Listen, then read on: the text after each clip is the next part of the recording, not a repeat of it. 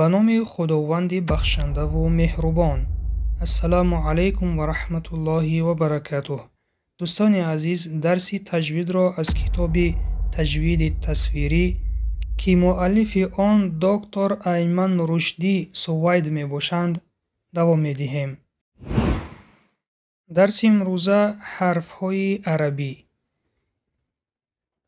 این موضوع ها را دیده می براییم. حرف های هجایی یعنی تلفظ شونده، حرف هایی که تلفظ می شوند.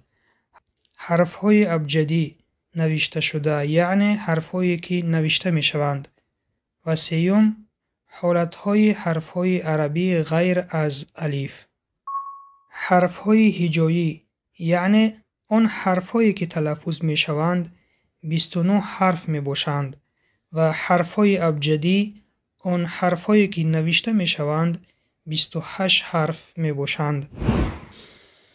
حرف های هجایی عربی 29 تا می باشند که آنها را امام نصر ابن عاصم لیثی رحمت خداوند بر او موافق همرنگ شوی آنها در خط جابجا گذاری کرده برای فرق بین حرف های به هم مانند نقطه گذاری کرده است که اینها می باشند: الف، با، تا، ثا، جیم، ح، خا، دال، ذال، را، زای، سین، شین، صاد، ضاد، طا، ظا، عین، غین، فا، قاف، کاف، لام، میم، نون، ح، واو، لام الف، یا. تنبیه: الفی که در اولی حرف های هجایی جایگیر است آن همزه است، اما الف مدی که پیش از حرف آخر است آن را لام الف نام برده می شود، زیرا آن تنها ساکن می باشد و پیش از آن همیشه حرکت فتحه می آید، یعنی چنین خوانده می شود: لا. لام الف خوانده می شود لا.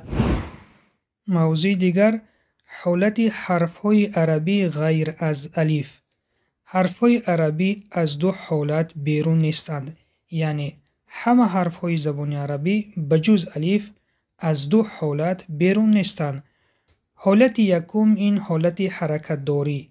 حرف های زبان عربی 3 حرکت دارند: حرکت کسره که آوازی ای را دارد، حرکت ضمه یا که ضمه که آوازی او را دارد و حرکت فتحه که آوازی ا را دارد. اما الف تنها ساکن بوده حرفی پیش از او بوده فتحه دار می شود و حرفی تشدید دار از دو حرف ترکیب می یابد. حرف اول ساکن و حرف دوم حرکت دار می باشد. مثال های این دو را خدا خواسته باشد در درس های بعدی می بینیم. حرف های ابجدیه یعنی الف بایی.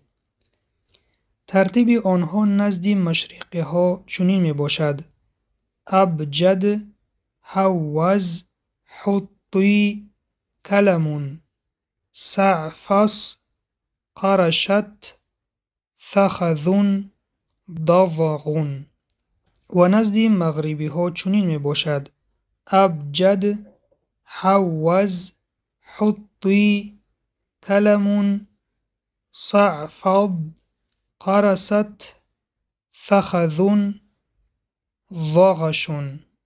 یعنی اگر این را ما از یاد کنیم همه حرف های ابجدی زبان عربی را در یاد داشته می توانیم. شاطبی رحمه الله در حرز الامانی و در پیروی او ابن جزری رحمه الله در طیبه روش مغاربه را گرفته اند. می گذاریم به موضوع دیگر. این عضوهای تلفظ و پیداشوی صدای حرفها و چنین موضوعها را دیده می برایم. یکم، مخرج اساسی حرفهای عربی. دوم، رسمهای عضوهای تلفظ. سیوم، چگونه صداها در طبیعت به وجود می آیند. و چهارم، تعریف حرف و چگونه حرفها در عضوهای تلفظ انسان به وجود می آیند. مخرج اساسی حرفهای عربی.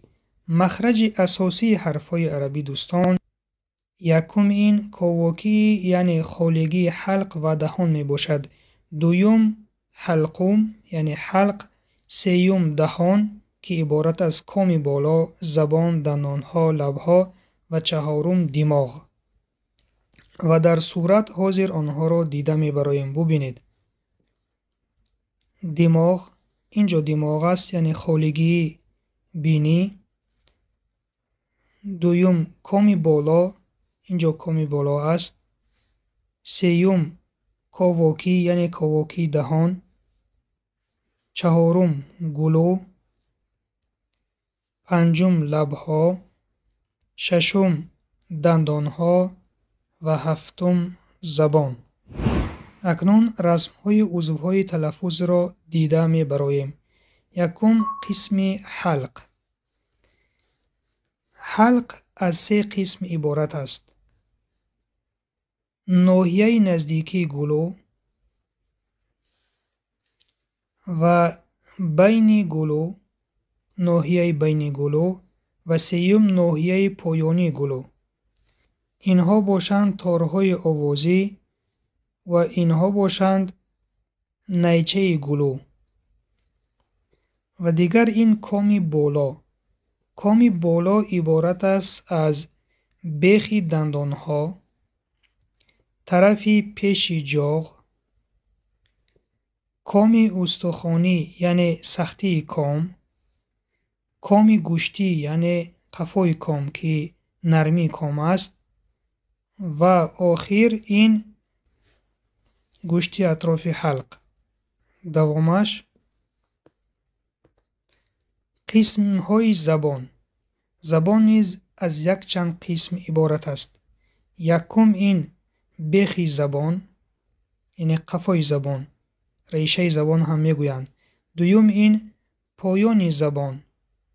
سیوم بین زبان. چهارم اطراف زبان. پنجم نوگ زبان. ششتم آخر طرف زبان. هفتم طرف زبان و هشتم طرف نزدیکی زبان و نهم آخر زبان. دوامش دندانها را دیده می برایم. دندانها نیز تقسیم می شوند. ببینید دوستان، دندانهای پیش که 4 تا می باشند با رنگ سبز اشاره کرده شدند. دندانهای 4گانه نیز 4 تا می باشند که با رنگ سرخ اشاره کرده شدند. دندانهای اشک نیز 4 تا می باشند با رنگ کبود سیاه اشاره کرده شدند.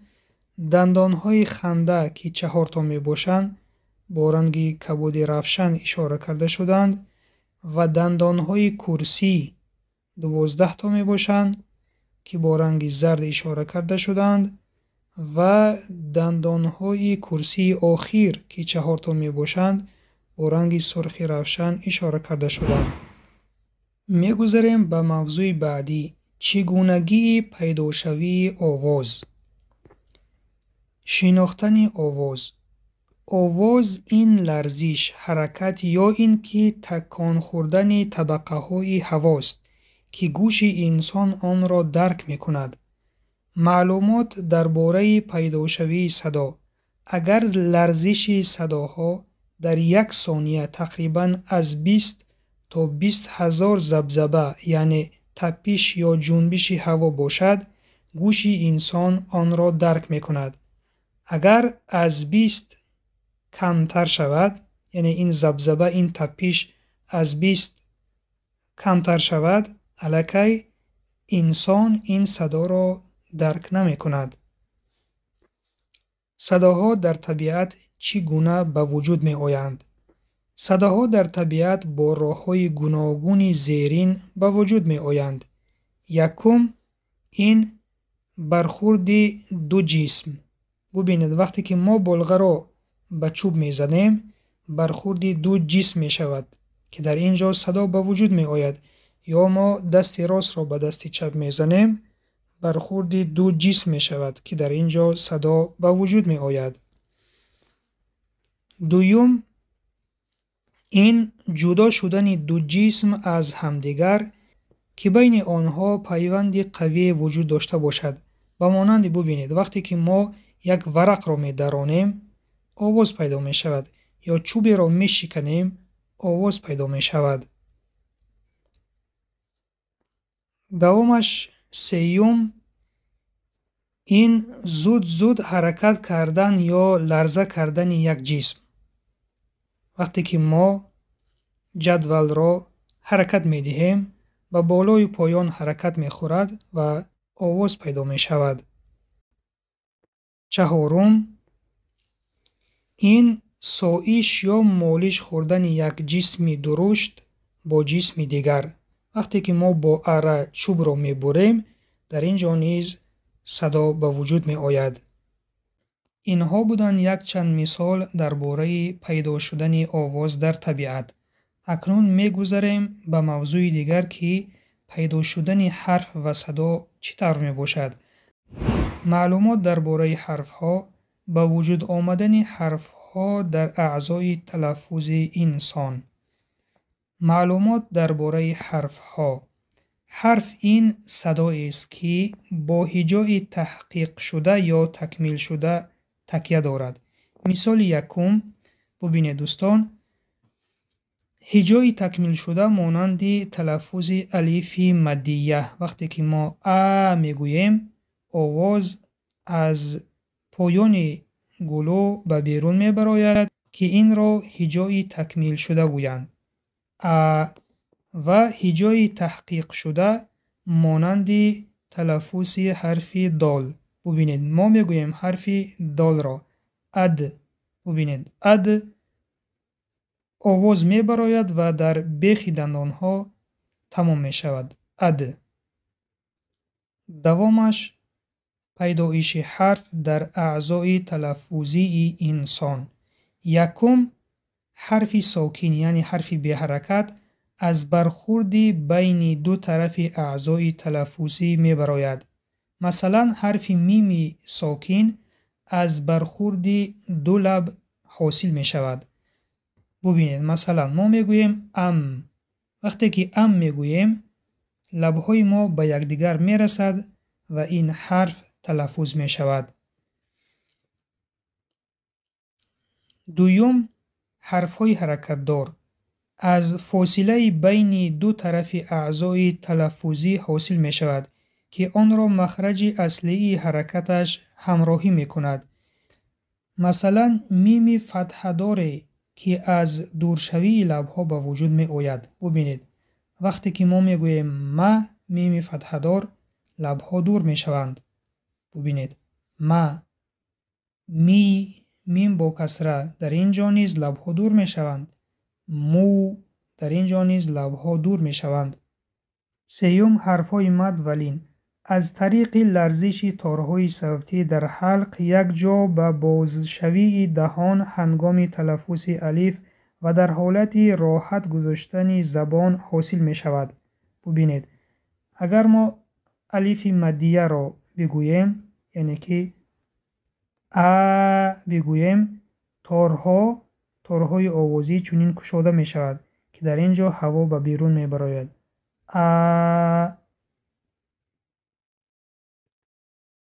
دوامش، حرفهای مد و لین از طریق لرزش تارهای صوتی در حلق یک جا با جمع شوی لبها هنگام تلفظ حرف واو با بلند شوی بیخ زبان حاصل می شود.